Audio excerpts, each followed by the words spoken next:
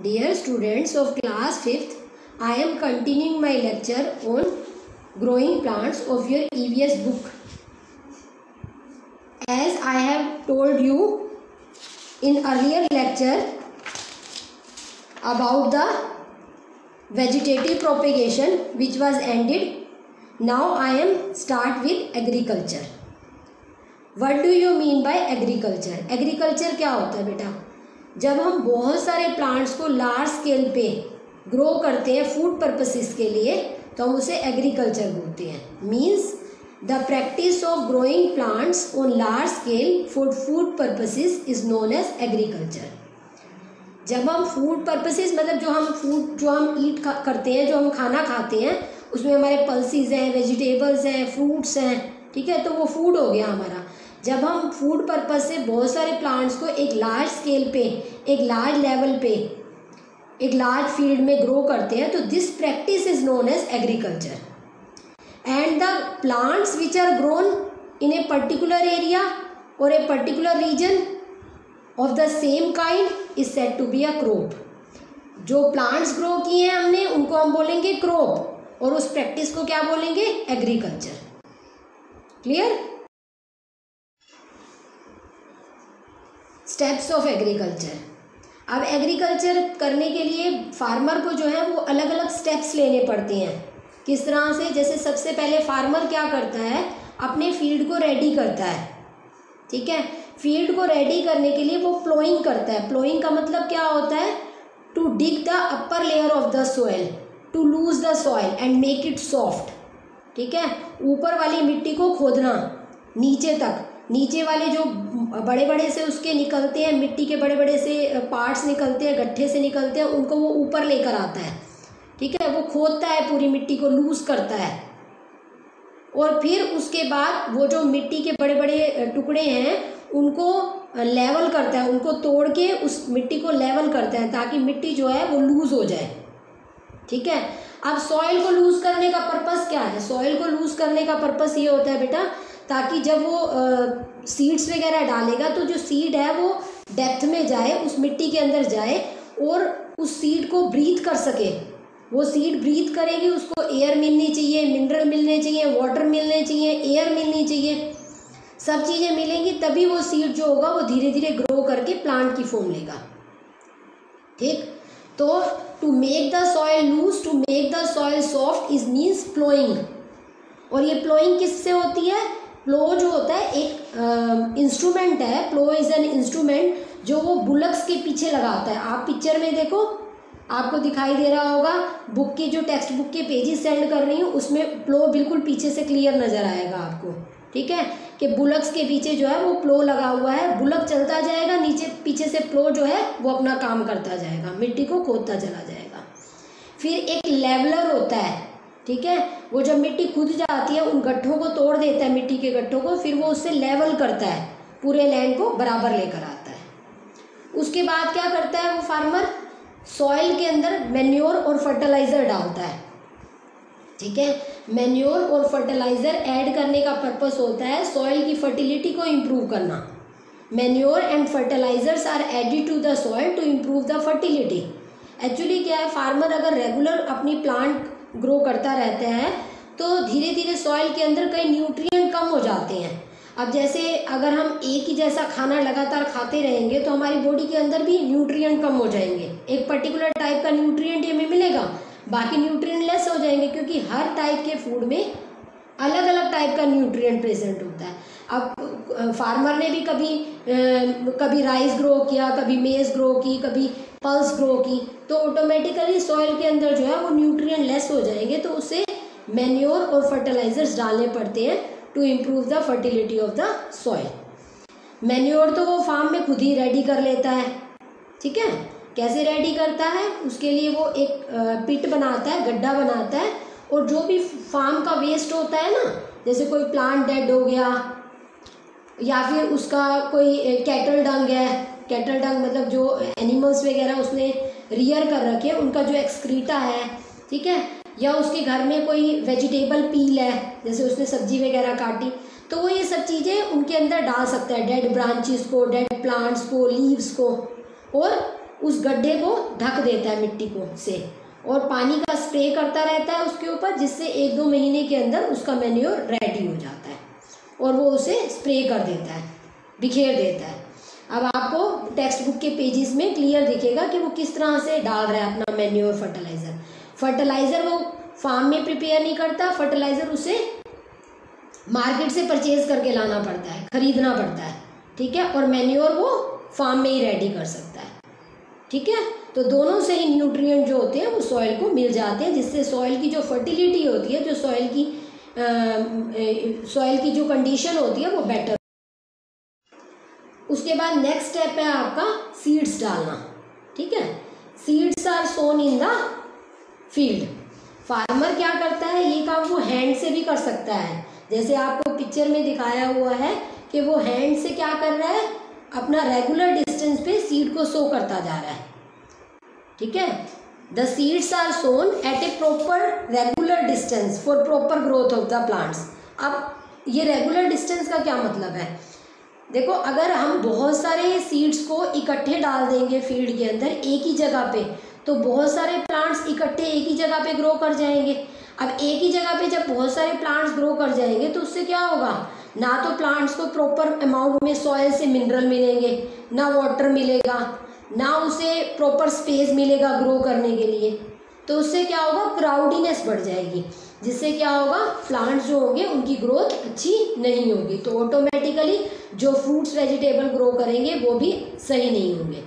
तो so seeds are sown at proper distance and at proper depth. Seed का अपनी proper जगह पे जाना, मिट्टी के अंदर ठीक डेप्थ पे जाना भी बहुत ज़रूरी है।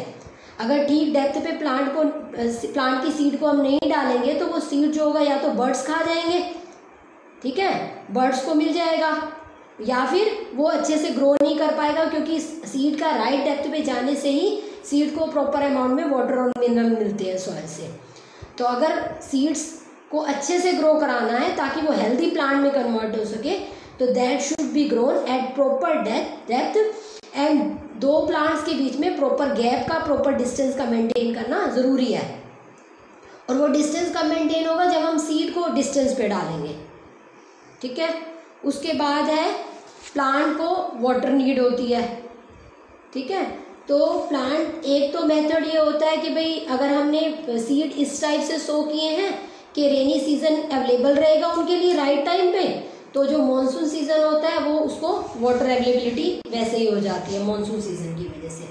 और अगर मानसून का सीजन राइट टाइम, मतलब उस टाइम के हिसाब से सीड्स ग्रो नहीं है, तो हमें वाटर सप्लाई देनी पड़ती है प्लांट्स को, क्योंकि एक सीड तब तक जर्मिनेट नहीं करता।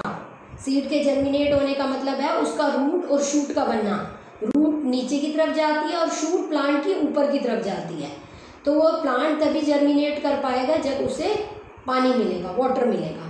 तो water is needed for a plant to grow, तो इसे रेगुलर इंटरवल पे हमें देना होता है, that is known as irrigation, ठीक है। Supplying of water at regular interval is known as irrigation, ठीक है।